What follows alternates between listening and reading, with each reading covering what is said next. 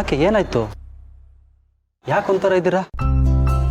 ಯಾವಾಗಲೂ ಪಟ ಪಟ ಅಂತ ಮಾತಾಡ್ತಾ ಇದ್ರಿ, ಇವತ್ತಾಕೆ ಮೌನವಾಗಿದ್ದೀರಾ? ಏನಾದರೂ ಆಯ್ತಾ? ಇಲ್ಲ, ಹಂಗೇನೂ ಇಲ್ಲ.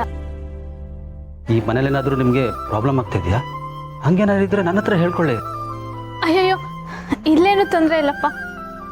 ಅದು ನಮ್ಮೂರಿಗೆ ಫೋನ್ ಮಾಡಬೇಕಿತ್ತು, ಅಮ್ಮನ ಜೊತೆ ಮಾತಾಡಬೇಕಿತ್ತು. ಅಷ್ಟೇನಾ?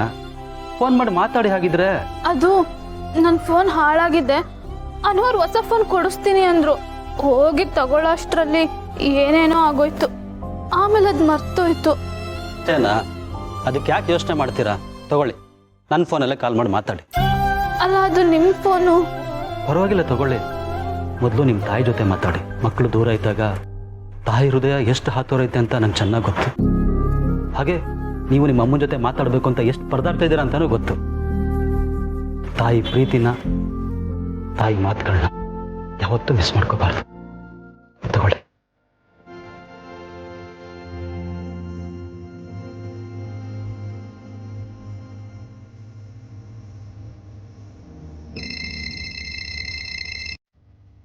ಹಲೋ, ಯಾರು? ಹಲೋ ಮಾವ, ನಾನ್ ಲಡ್ಡು. ಲಡ್ಡು, ಹೇಗಿದ್ಯಮ್ಮ? ಅಯ್ಯೋ ಅಣ್ಣ, ಲಡ್ಡು ನಿಮ್ಮಮ್ಮ ನಿನ್ ಜೊತೆ ಮಾತಾಡ್ಬೇಕು ಅಂತ ಒದ್ದಾಡ್ತದಳಮ್ಮ. ಹೇಗಿದ್ಯಾ? ಹಿರಿಯರು ಒಂದು ನಿಮಿಷ ಕೊಡ್ತೀನಿ. ನೀನು ಮಾತಾಡ್ತಾ ಇರು, ನಾನು ಬರ್ತೀನಿ. ಲಡ್ಡು,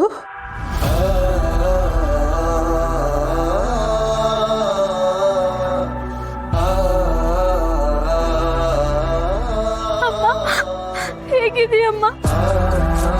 ಅಯ್ಯೋ ನನ್ ಕಂದ, ಎಷ್ಟು ದಿನ ಆಗಿತ್ತೆ ನಿನ್ ಮಾತು ಕೇಳಿ. ನೀನ್ ಹೇಗಿದೀಯಾ, ಎಲ್ಲಿದೀಯಾ, ಏನು ಎತ್ತ ಒಂದು ಗೊತ್ತಾಗ್ಲಿಲ್ಲ ಕಂದ.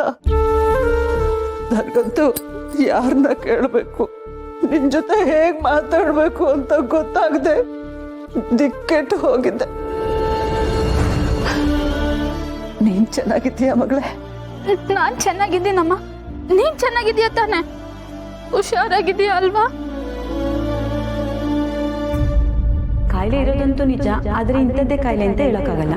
ಕನ್ಫರ್ಮ್ ಆಗಿ ಇದೇ ಕಾಯಿಲೆ ಅಂತ ತಿಳ್ಕೊಬೇಕು ಅಂದ್ರೆ ಕೆಲವೊಂದು ಟೆಸ್ಟ್ಗಳನ್ನ ಮಾಡ್ಬೇಕಾಗತ್ತೆ. ಜಗ್ಗಪ್ಪಂಗೆ ಹೇಳ್ತೀನಿ, ನಿಮ್ಮನ್ನ ಸಿಟಿ ಕರ್ಕೊಂಡೋಗಿ ಎಲ್ಲ ಟೆಸ್ಟ್ಗಳನ್ನ ಮಾಡಿಸ್ಕೊಂಡ್ ಬರೋದಕ್ಕೆ.